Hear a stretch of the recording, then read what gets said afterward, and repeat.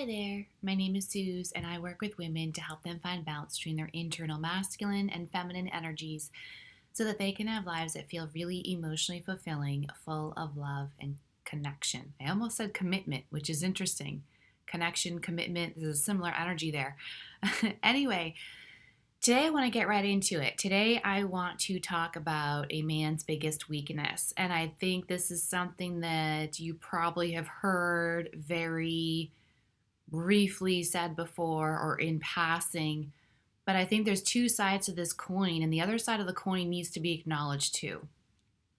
And this is for, again, a woman who is on a spiritual path and is looking to ascend and grow into her higher self, be in the high priestess, empress energy, and really create a world around her that is inspiring growth and transformation and the higher good for all. Okay, so I want to be very clear about this. For the feminine who is on a path of creating a world, her own bubble of the focus being I need to be in my highest self so that the choices I make and the people I'm interacting with and the people I'm deciding to invest my energy into will all be inspired to their higher self as well. So there's a downstream effect of the higher good for all. Okay. So, getting back to the subject matter of today, a man's biggest weakness. You probably have heard this before. A man's biggest weakness is the woman that he loves, right? And I think, yeah, that's sure that sounds romantic and sure it sounds beautiful and all the things, but there's more behind that door that I don't think is acknowledged enough. And this goes again back to a video that I did.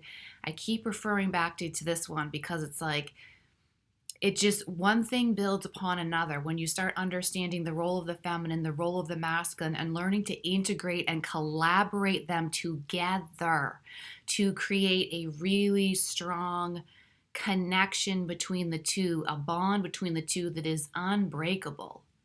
And that's internally as well as externally, but it starts internally. That video that I did, the feminine goes first, and the level of responsibility that is required from the feminine. The same thing I'm going to plug in here, okay? If we understand and you truly have a moment of recognizing that the woman that a man loves is his biggest weakness, that then therefore puts a heavy sense of responsibility on the woman that is the loved one. Because you hold a tremendous power. And this is something that for women that I tend to work with, because again, this was my story, so I'm familiar with it. This was my story of how I got to where I am now, where you come from a place of not recognizing that the woman actually does have an incredible amount of power in a masculine feminine dynamic. And you may have come from a life experience that tried to tell you that men hold all the power and that men can't be trusted and that men abuse you. And you may have a life experience that has tried to show you that. And yes, I'm not naive, and there are plenty of men who do abuse their sense of power and who do not love and respect women as women, the feminine, should be loved, treasured, cherished, and respected. Yes, but I'm not talking about that. I'm talking about when a man really truly loves a woman, the level of influence and power that you have as the feminine in your connection, in your dynamic, and how you have to take responsibility to not abuse that power. Because a good man at the end of the day wants to make his woman happy, and that is a huge priority for him. And I have to take a sidestep here for a minute, and that's where also a lot of misunderstanding and confusion does happen because how sometimes the masculine thinks what he needs to do to make the feminine happy is not actually what the feminine has in her mind that would make her happy. So there's some room for miscommunication and misunderstanding there, okay? So I'm not going to go into that. Put that aside.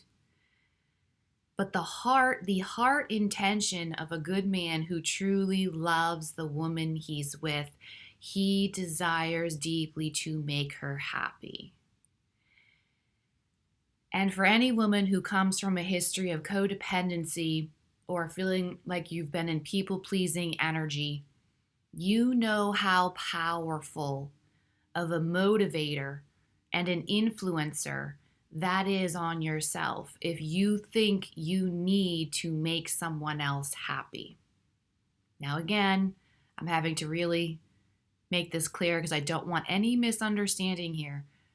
I'm not talking about a man being in people-pleasing, codependent energy. No. I'm talking about empowered, healthy, masculine energy, recognizing the value of the feminine that he has and loving the feminine that he has, and therefore wanting to do everything in his power to provide provision, provide a life for her that supports her, makes her happy, and all of those things. Because provision is a core word for the masculine. Provision, giving, doing. Okay? So, in that healthy context, if you really truly understand that a man loves you and is trying to make you happy, therefore, you hold incredible influence over that person. Are you using that power for good or evil? And when I say good or evil, I mean, are you using that to influence him to satisfy your ego? Or are you using that influence for the higher good of your connection, the bubble of your relationship, your connection, and for the higher good of even those on the outsides of the bubble of your connection? Again, for the higher good of all. Are you using that power to satisfy your ego? Or are you using that power to inspire your man to step into his fullness and not to serve you, not to serve your ego, not to get what you want necessarily, but for the higher good of all? This is radical responsibility that is taken by the feminine, first of all, but second of all, this requires radical transparency of the feminine with herself and her wounds. Am I using my influence on this masculine to just validate this wounded aspect of myself? Am I actively working on my needs and recognizing, is this an egoic need? Or is this a need that I have for my healing to move me into a higher space of myself, of my vision of the world, of my gifts to give to the world? Is this something that will create a better good for all? Or is this simply self-serving for me? There's a huge difference here. And it's so easy to take advantage of the fact that you can use your influence with men for evil or for good, for ego or for spirit, for ego or for love, for ego or soul, however you want to say it. So you first of all have to recognize when a man genuinely loves you and when a man is genuinely trying to provide for you. And you have to learn how to inspire the higher self out of him. This is something that takes time. You know, I was talking to one of my friends yesterday about timelines, relationship timelines. And I think we have a warped sense of time. And of course, time is a human construct. Obviously, we know that. But what I'm saying is, as we get older and we develop more experiences with different relationships and whatnot, when you move from a superficial 3D type relationship of, like, as I like to say, high functioning relationship, a lot of marriages out there are high functioning marriages, right? When you move out of that template and you really move into recognizing your soul, your heart is calling you into a connection, a living, breathing, thriving, growing connection of connected to source, of trying to create transformation in the world around you, being radically and raw, authentic. When you recognize that's what you're trying to create in your relationships, and it's not really relationships, I actually hate that word relationships because it's so limited. But the connections, when you're really in that space of connection and living and breathing and growing and building something with someone, the timeline there is way different than on a high functioning 3D type relationship. Way different. And it's going to move a lot slower, and it's going to require incredible presence from you, and it's going to require a constant self-reflection and taking responsibility and carefully and intentionally moving forward step by step. It's a slow process compared to a high functioning 3D relationship. The timeline is radically different because you're learning someone else. You're learning someone else. You've learned yourself. You learn your strengths and your weaknesses. You learn your needs. You learn your intensities and stop apologizing for the parts of you that are really intense, and you bring that along in with you. But then you have to learn that other person's story and how that has shaped them and their needs and what they think and how they respond, and learn how to collaborate together. That's messy. But that is intimacy. I'm being reminded again of a 2-part video series that I did on conflict and intimacy, part 1 and part 2. This is kind of tiptoeing into that agenda as well, where conflict can be a massive gateway to radical intimacy and connection if used appropriately. And too many people are so afraid of conflict, so afraid of addressing the elephant in the room. But that right there is the gateway.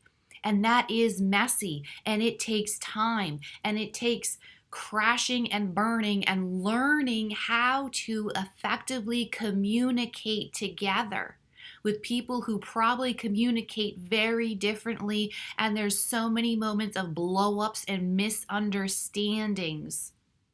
It's messy, and it takes time, and it takes falling flat on your face and making a fool out of yourself and picking yourself back up again and going to your person and trying to figure it out.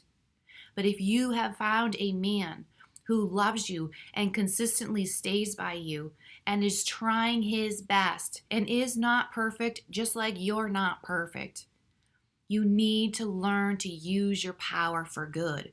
It's not about serving your wounds.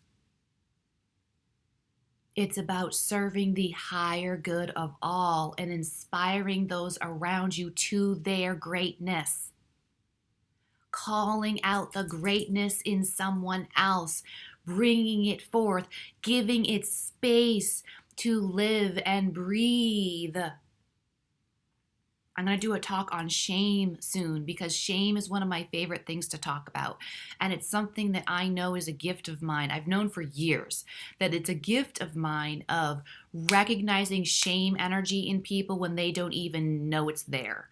Hearing people talk about themselves or life situations when people come to me and I'm working with them in the healing sessions, and pinging really strongly on shame energy that is underlying a problem that they're dealing with and struggling with and trying to overcome, and they don't even know shame is there.